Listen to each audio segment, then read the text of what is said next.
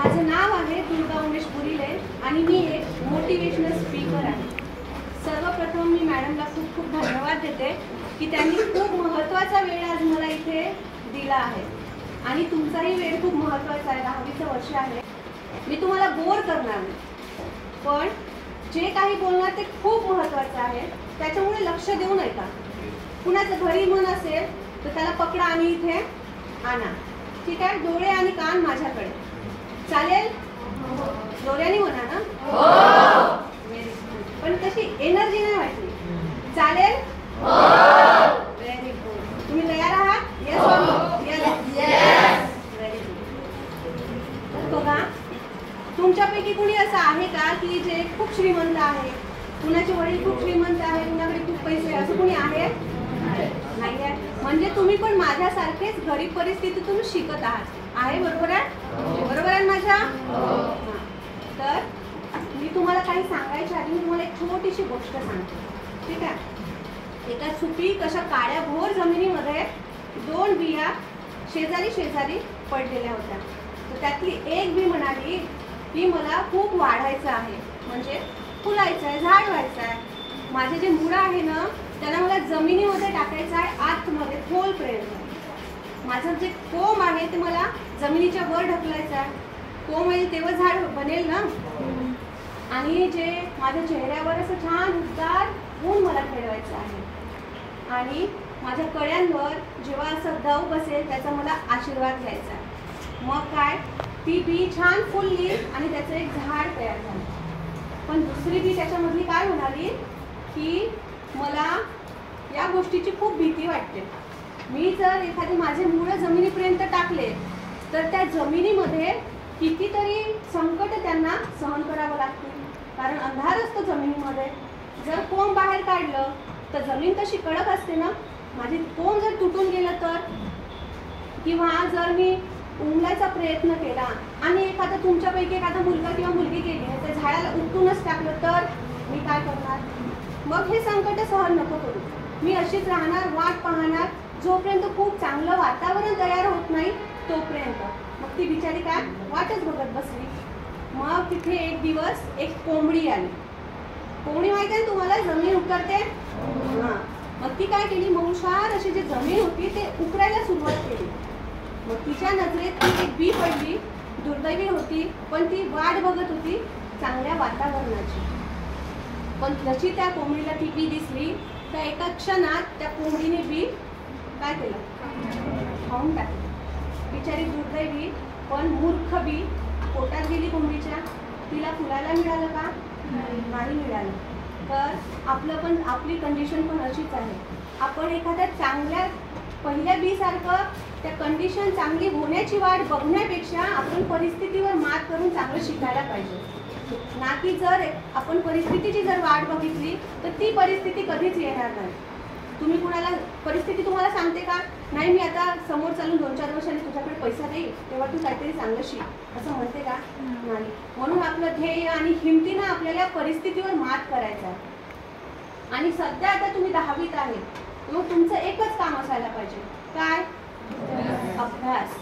आता सध्या तुम्ही तुमच्या परिस्थिती जर तुम्हाला बदलवायची असेल, गरीब परिस्थितीत जन्म घेतला हे काही वाईट नाही किंवा चुकीचं नाही, कारण देव आपल्याला विचारलं का की मी तुला कोणत्या घरात देऊ म्हणून?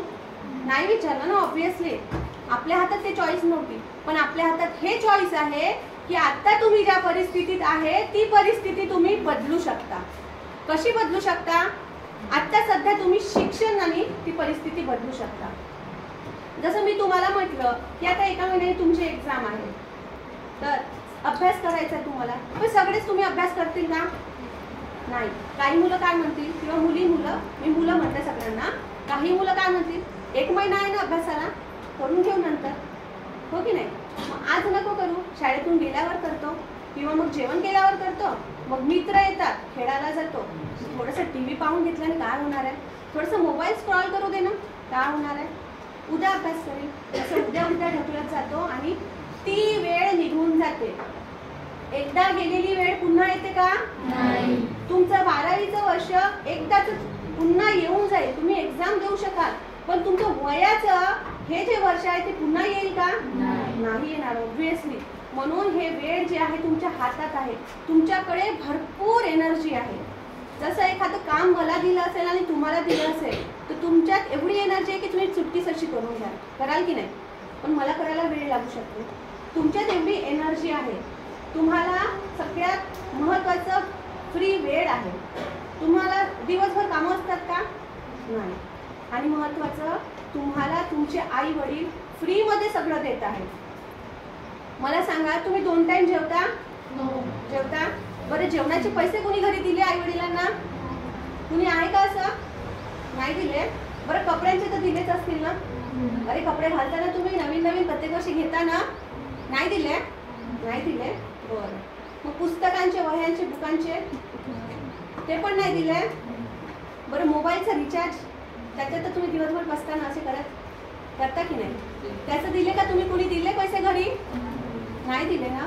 मग तुम्हाला तुमचे आई वडील एवढं फ्री देत आहे ना, तर त्याचा काहीतरी वापर केला पाहिजे.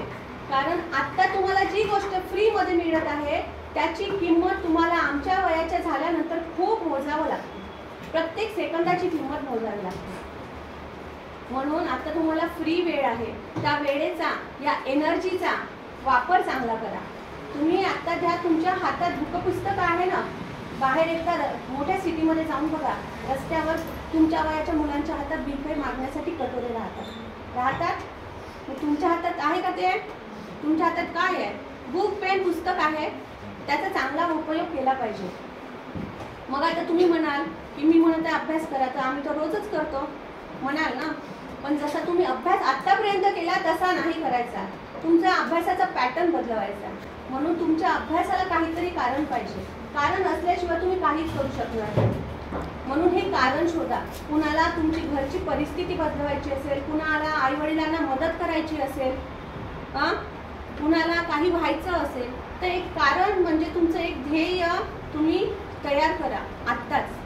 नाहीतर काय होणार की आपल्याला शेवटपर्यंत तर आयुष्य तर जगायचं आहे, सगळ्यांना जगायचं आहे. पण एक जर ध्येय जो माणूस ठरवतो ना, तो सरळ त्या रस्त्याने चालतो. आणि जर तो व्यक्ती ध्येय ठरवत नाही, माझ्यासारखं माझं ध्येय नव्हतं, तर ते असा फिरत फिरत तिथपर्यंतच जायचं सगळ्यांना, पण फिरत फिरत जाणार. त्यामुळे आपल्या हातात काहीच मिळत नाही. जसं जन्माला आलो गरीब परिस्थितीत, तसंच आपण शेवटी वरती जाणार. त्याच्यामुळे एक ध्येय तुमच्या आयुष्यात असणं गरजेचं आहे की नाही? कुणाला वाटते गरजेचं आहे? तुम्ही जे कंडिशन सांगितली ते मुला मुलींची ते खरीच कंडिशन आहे. नाहीतर कोणी मजेसाठी शिकतात, कोणी म्हणजे ज्यांना जे बनायचं आहे त्याच्यासाठी शिकतात, नाहीतर मग त्यांनी असे शिकतात म्हणजे जायचं नाही याचं घरी, जायचं नाही याचं घरी. आई बाबा जे कष्ट करते त्यांना त्याची किंमत नसते. खरी गोष्ट तर हेच आहे, त्यांना त्याची किंमत नसते. कारण त्यांनी त्या परिस्थितीतून जाऊन नाही राहत. कारण आपले आई वडील आपल्यापेक्षा म्हणजे ओल्ड आहे, एल्डर आहे. त्यांना त्यांची ते परिस्थिती माहीत राहते की त्यांनी का केलं, कसे शिकले आणि कसे राहिले. आणि माझे की आई वडील सांगतात ना की कधी आम्हाला जेवायला नाही मिळे म्हणून. पहिल्याच्या काळात ती गोष्ट होती, सगळ्यांचीच होती, पण आता सगळ्याला मिळते म्हणून त्यांनी त्याचा उपयोग करून नाही घेत. त्यांनी त्याचा उपयोग करून नाही घेत, तर त्यांनी जिथे आहे तिथेच राहते.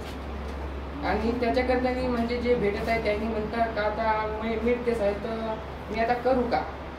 त्यांना काही माहीत नाही राहत का हे आयुष्य किती मोठं आहे म्हणून. त्याच्याकरता जे लहान मुलं मुली आणि जे आमची वय आहे त्याच्यामध्ये आमची टीचर सांगते की जे हे तुमची वय आहे की त्यांच्यामध्ये तुम्हाला काही कळत नाही की तुम्हाला काय चांगलं आहे ना काय वाईट आहे. मित्रमैत्रीण जे सांगतात तेच खरं आणि जे आई वडील सांगतात ते दुश्मन असे म्हणतात आमची टीचर, जी खरी गोष्ट आहे. आणि हे वयच तसं आहे टीचर, त्याच्यामध्ये मुलांची काही गलती नाही.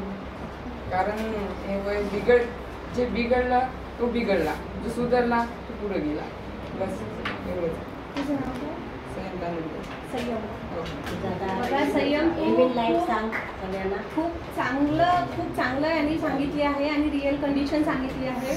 या वयात त्याला याची जाणीव आहे की माझी घरची कंडिशन कशी आहे आणि मी कशासाठी शिकतो आहे, त्याला त्याची जाणीव आहे. ही जाणीव ज्या मुलाला होते ते खरंच समोर आयुष्यात काहीतरी करून दाखवते.